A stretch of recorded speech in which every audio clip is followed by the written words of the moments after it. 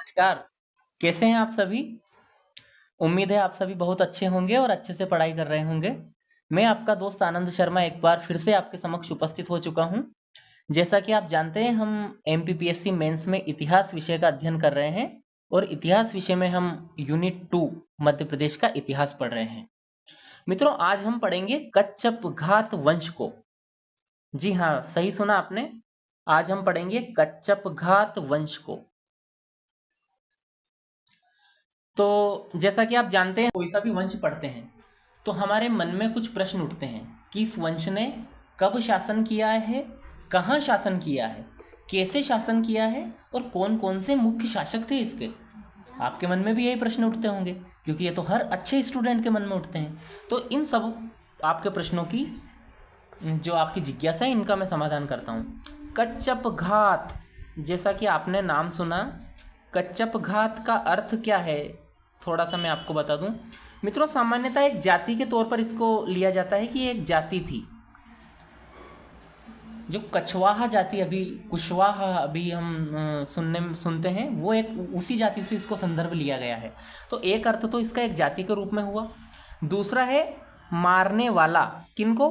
कच्छपों को मारने वाला कच्छप घात कहलाया, यानी कच्छप को घात करने वाला।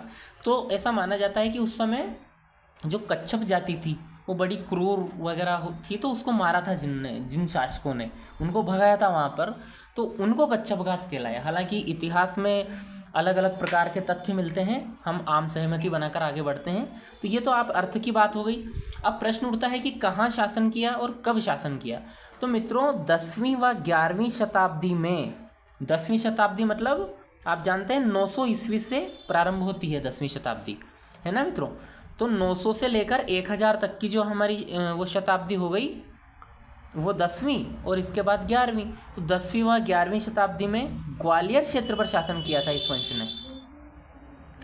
ठीक है, कहाँ शासन किया था? ग्वालियर। ये मैप में आप देख पा रहे होंगे, ये ग्वालियर क्षेत्र है हमारा, जिसमें ग्वालियर, मुरैना, भिंड, दतिया, शिवपुरी, गुना, अशोकनगर इत्यादि क्षेत्र आता है।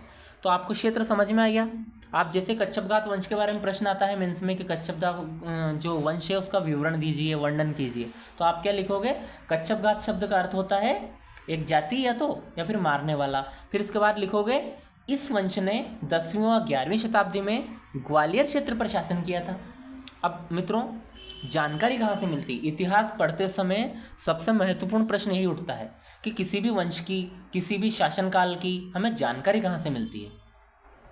तो कच्छपघात वंश की जानकारी हमें मिलती है सास बहु अभिलेख ग्वालियर।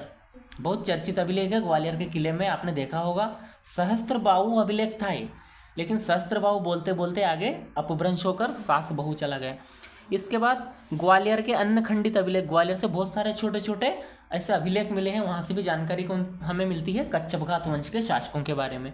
और सिहोनिया मुरैना में मंदिर है, ककन मठ मंदिर, वहाँ पे एक जैन प्रतिमा मिली है और उस जैन प्रतिमा पर भी इस प्रकार की जानकारी मिलती है। कच्छपघात वंश के जो शासक हैं उनका विवरण मिलता है। तो ये तीनों में से आपको कोई 2 फैक्ट भी याद रह गए और अपने आंसर में आप लिख कर आ गए तो आपका काम बन जाएगा। और हम आपका काम बनाने के लिए यहाँ आए हैं, आपकी मदद करने के लिए मैं यहाँ पर आया हूँ। जैसे जैसे मैं बता रहा हूँ वैसे वैसे नोट्स बनाते चलिए। एक अच्छे स्टूडेंट की यही पहचान होती है कि वो नोट्स बनाता है, रिविज़न करता है। राजधानी की हम बात करें कच्छपघात की, तो मित्रों 3 राजधानियाँ रही है। सिहोनिया भी इनकी राजधानी रही है, नरवर रही है और ग्वालियर भी राजधानी रही है इनकी। क्षेत्र देखा जाए तो मध्य भारत, मैंने आपको मैप में बता ही दिया था। मित्रों, 10वीं व 11वीं शताब्दी में शासन करने वाले इस वंश की मुख्यतः 3 शाखाएं हैं, ये आपको याद रखना है। यानी 3 अलग अलग शाखाओं में इन्होंने शासन किया है। ये कौन कौन सी शाखाएं हैं? पहली शाखा है इनकी ग्वालियर शाखा, दूसरी शाखा है नरवर जो कि शिवपुरी में स्थित है, तीसरी शाखा है दुबकुंड शाखा, ये श्योपुर जिले में है। तो वंश तो एक ही है, लेकिन अलग अलग शासकों ने इन तीनों जगह जाकर के वहाँ पर शासन किया है, कच्छपघात वंश के शासकों ने। अब अपन एक एक करके तीनों शाखाओं के बारे में जानकारी हासिल करेंगे। तो बात करते हैं ग्वालियर शाखा की। कच्छपघात वंश की ग्वालियर शाखा मित्रों बहुत महत्वपूर्ण है। सबसे ज़्यादा प्रश्न इसी से पूछे जाएंगे क्योंकि ये बड़ी शाखा है, इसमें शासक भी ज़्यादा है, तो आप इसको अच्छे से याद रखें। कौन था ग्वालियर शाखा का प्रथम शासक, कौन था? तो याद रखना बहुत जरूरी है, नितांत आवश्यक है। और इस शासक का नाम था लक्ष्मण राज।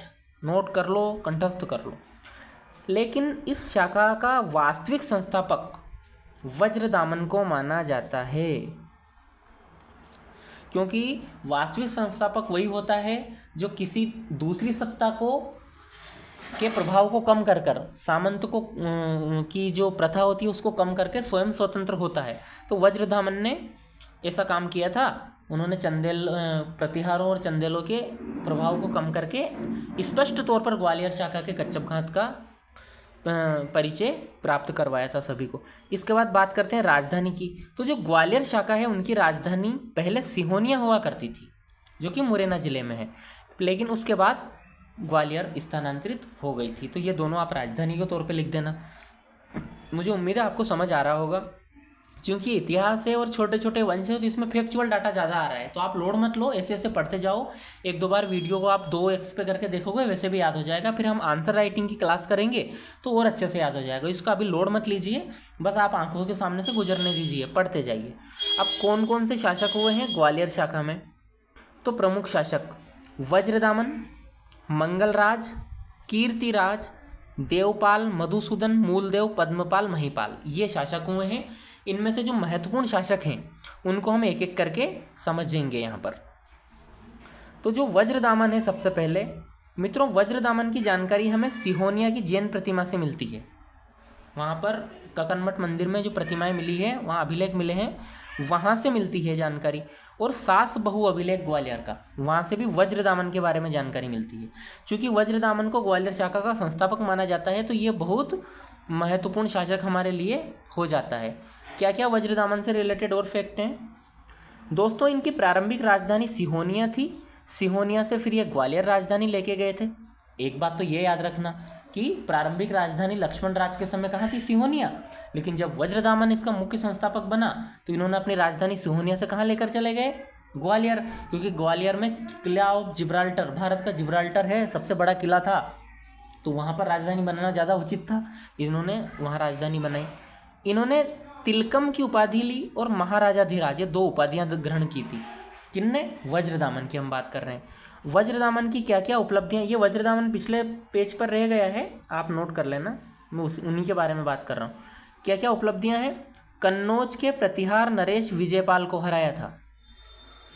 अब कन्नौज पर सत्ता स्थापित करने के लिए आपने त्रिपक्षीय संघर्ष पढ़ा होगा, जिसमें पाल वंश, राष्ट्रकूट वंश और प्रतिहार, इन तीनों के बीच लंबे समय तक संघर्ष चला था।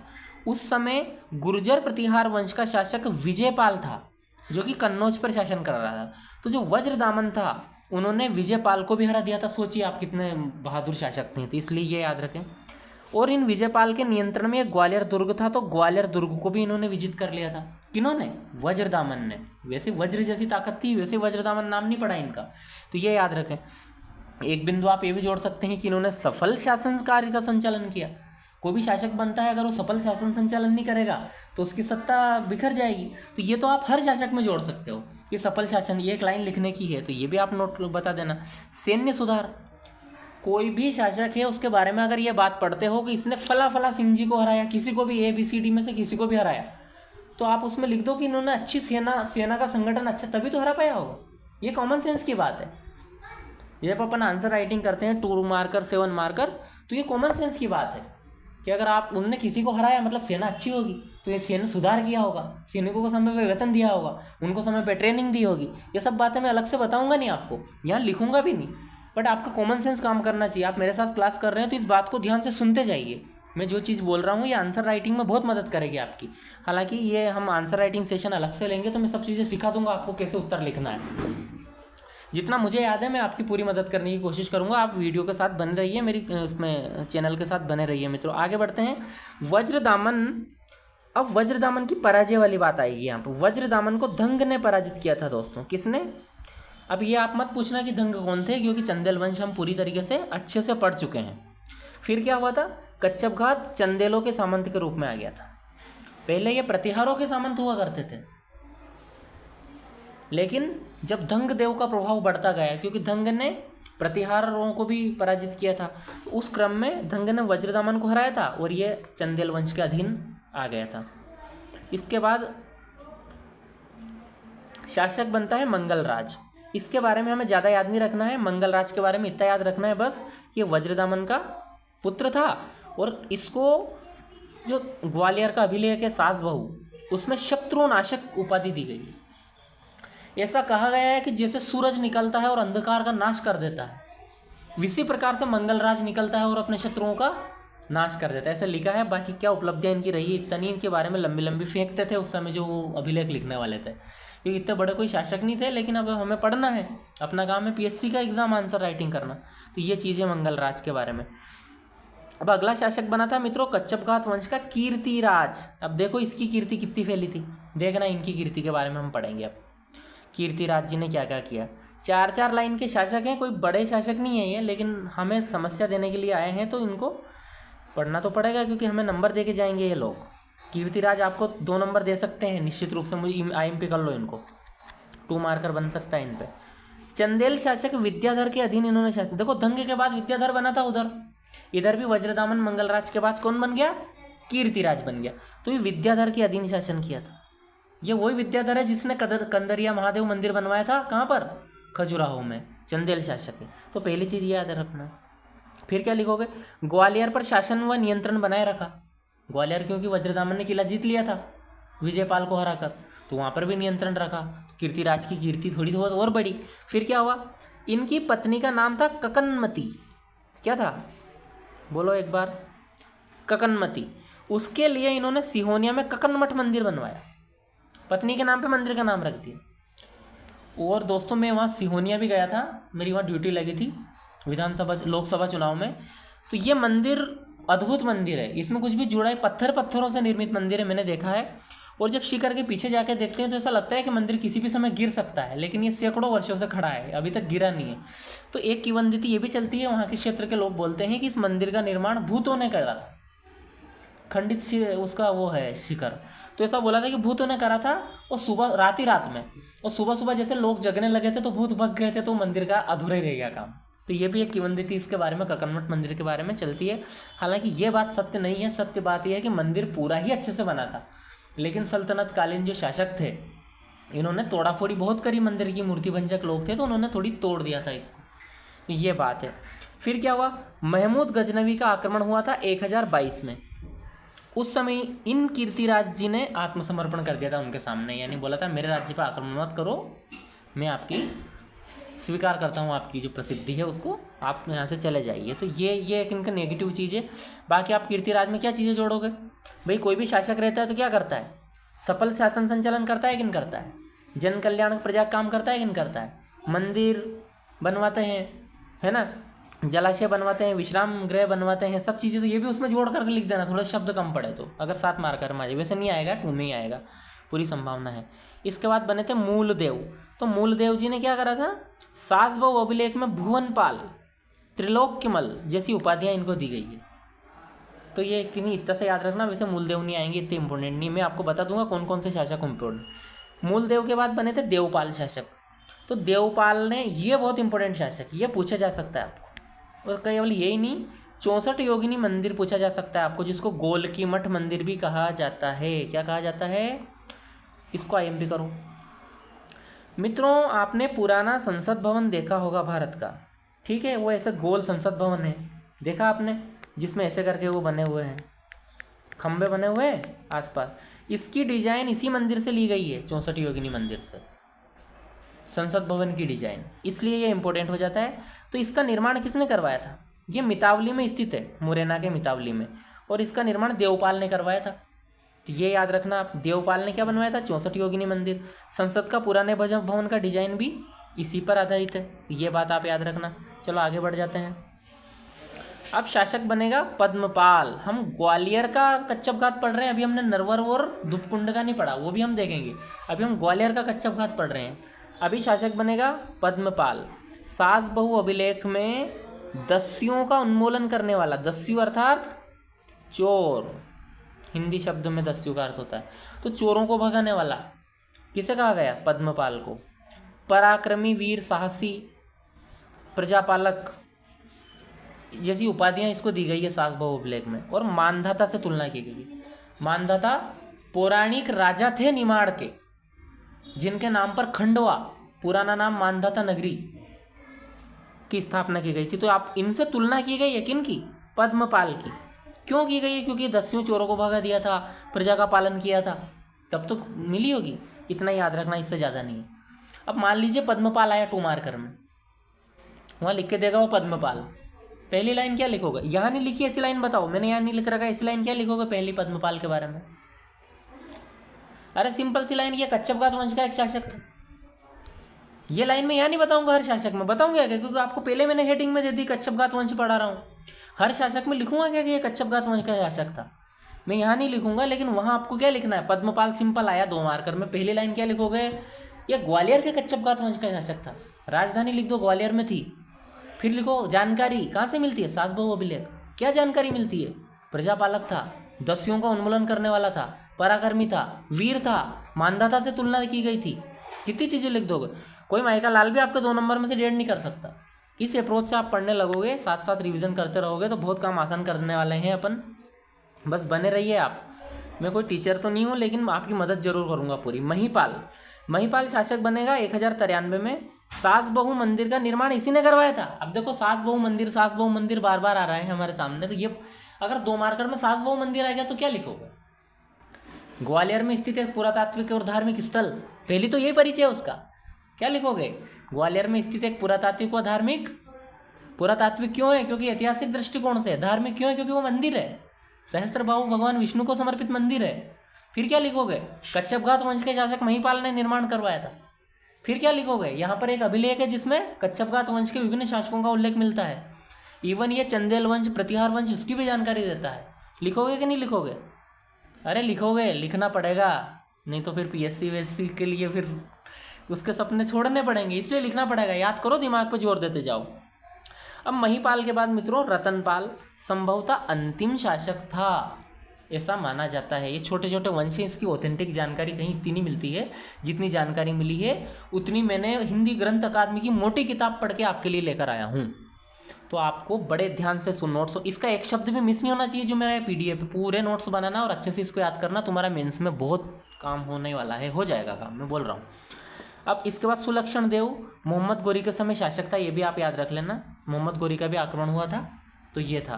तो ये हमने अभी ग्वालियर का कच्छपघात वंश देखा है। सबसे पहले मैंने आपको क्या बताया कि कच्छपघात वंश का अर्थ क्या होता है, एक जाति के तौर पे लिया जाता है। जानकारी कहाँ से मिल रही है? सास बहू अभिलेख ग्वालियर, खंडित अभिलेख सिहोनिया से मिल रहा है। राजधानी सिहोनिया, नरवर, ग्वालियर, 3 लोगों की। समयकाल 10वीं-11वीं शताब्दी में था। 3 शाखाएं हैं, कौन कौन सी है? ग्वालियर शाखा, नरवर शाखा और दुपकुंड शाखा। फिर हमने ग्वालियर शाखा उठाई। ग्वालियर शाखा का संस्थापक कौन था? वज्रदामन। प्रथम शासक कौन था? लक्ष्मण राज। प्रमुख शासक वज्रदामन। वज्रदामन के बाद कीर्तिराज, आप याद रखना, पद्मपाल, महिपाल, ये 4 तो याद रखना ही रखना। कौन कौन से? देखो, वज्रदामन आईएमपी करो, मंगलराज छोड़ो, कीर्तिराज आईएमपी करो, इसके बाद पद्मपाल करो और महिपाल, ये 4 शासक आईएमपी कर लो, ठीक है। फिर हमने वज्रदामन को देखा कि सिहोनिया जैन प्रतिमा से इसकी जानकारी मिलती है। वज्रदामन के बारे में अपन ने ये इतने सारे फैक्ट करे कि विजयपाल को हराया। फिर इसके बाद मंगलराज, फिर कीर्तिराज हमने देखा कि विद्याधर के अधीन था, है ना। इन्होंने अपनी पत्नी ककनमती के लिए ककनवट मंदिर बनवाया, ये देखा। महमूद गजनवी का आक्रमण हुआ था इनके समय, ये भी देखा, ठीक है मित्रों। फिर हम आगे बढ़े, हमने देवपाल को देखा थोड़ा। 64 योगिनी मंदिर देवपाल ने बनवाया, ये भी हमने देखा। आपका रिकैप में करवा रहा हूँ। इसके बाद पद्मपाल का हमने देखा। पद्मपाल ने क्या? दस्युओं का उन्मूलन करने वाला पद्मपाल को कहा गया है, ठीक है दोस्तों, ये आपने याद करा। फिर हम महिपाल पर आ गए। महिपाल पर आए तो महिपाल ने सास बहू मंदिर का निर्माण करवाया। तो ये हो गया हमारा ग्वालियर का कच्छपघात वंश। अब हम देखेंगे नरवर का कच्छपघात वंश कौन सा है। तो नरवर शिवपुरी में स्थित है, बहुत ही सुंदर प्राकृतिक स्थल है, आसपास पहाड़ियों से घिरा हुआ, मतलब मनोरम दृश्य वहाँ देखने को मिलते हैं। नरवर का किला नल और दमयंती की पौराणिक और प्रेम गाथाओं से परिपूरित वहाँ का स्थान है, तो बहुत ही ऐतिहासिक स्थल है। तो नरवर में भी अब ये कच्छपघात परिवार था, उन्होंने कहा कि यार साहब हमें ग्वालियर में रहना अच्छा नहीं लगा, मैं क्या करूँ? तो बोला कि जा बेटा ग्वालियर रह लो, नरवर में जाकर रहने लग जाओ। तो सुमित्र ने कहा कि वज्रदामन के पुत्र ने कि पापा जी मैं तो यहाँ रहना नहीं चाहता हूँ। उन्होंने कहा जा तू नरवर में रह ले। तो ये नरवर में नया वंश उसने बोला कि हम नरवर के कच्छप घात है। तो संस्थापक कौन है? सुमित्र, वज्रदामन का लड़का था। वज्रदामन को हमने ग्वालियर में पढ़ा उसमें। हाँ, और इसके बाद गगन सिंह, शरद सिंह, वीर सिंह, ये तीनों शासक मिलते हैं इसमें, और कुछ नहीं है, ज़्यादा याद नहीं करना। बस अपन को ये पता रहना चाहिए कि एक शाखा कच्छप घात की नरवर में भी थी, जिसका संस्थापक कौन था? सुमित्र। इसके बाद गगन सिंह, शरद सिंह, वीर सिंह नामक 3 शासक और हुए हैं। इस शाखा का एक सती स्तंभ गुना से मिलता है। क्योंकि सती प्रथा भारत में विद्यमान थी, तो इन कच्छप घात वंश का एक सती स्तंभ कहाँ से मिलता है? गुना से। अब हम दुबकुंड की बात करेंगे।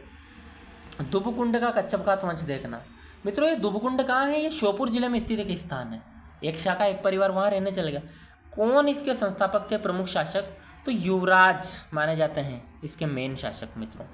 दुबकुंड को डोब भी या चंडोबा भी कहा जाता है, ये याद रखना आप। इसका प्राचीन नाम है डोब का कच्छप घात या चंडोबा का कच्छप घात। ये प्री में भी आ सकता है, चूंकि ये यूनिट प्री में भी है, इसलिए आपको ये भी याद रखना है कि डोब या चंडोबा किसको कहा गया है, तो दुबकुंड को। आपको ये भी याद रखना दुबकुंड किस जिले में है? श्योपुर में।